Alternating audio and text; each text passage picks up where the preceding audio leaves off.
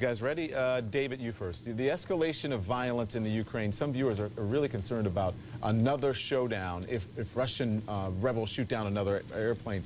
What are the chances of America responding aggressively, right? It says hard to imagine, but could we have imagined, we couldn't have imagined this a week ago. You know, I'm really not the military expert, but I would certainly hope that wouldn't happen. But, you know, I just don't see that happen, and from my perspective, I don't think that it was the intended purpose to shoot down a U.S. carrier at that area. I really don't believe that that was the intent. What we have done is restricted that airspace through there. We're restricting airspace in other areas, and as long as we're diligent about doing that, we just need to improve the way that we communicate about where those weapons are and if they've gotten into the wrong hands to the air carriers. What would be our response, Lieutenant Colonel Francona?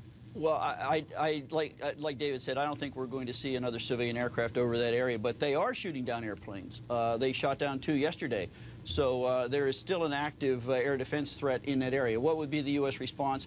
It's hard to say. With the Russians pouring more equipment in there daily, with shelling going across the border from both sides, I think the situation is ripe probably for some sort of NATO activity, which I think would really up the ante in what's going on in the Ukraine. Carlene, a great question from one of our viewers says, are we moving in a direction where passenger jets will need defense mechanisms? Is that even feasible?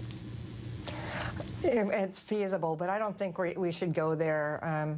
You know, the missile that took down this aircraft, the defense weapons, we couldn't have stopped it.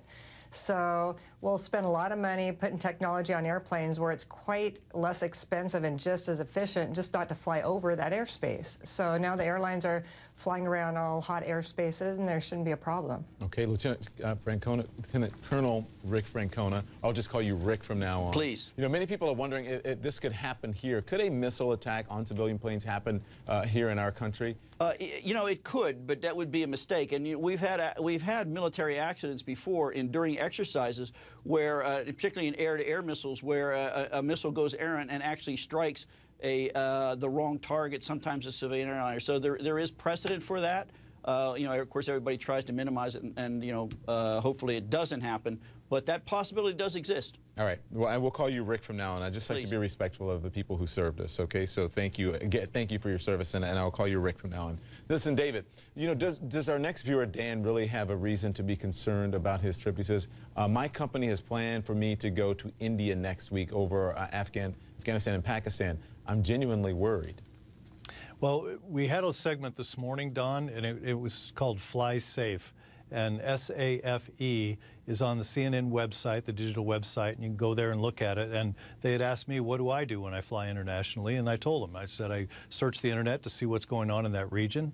I see what's going on in the Twitter feeds, the social networks, whatever might be going on.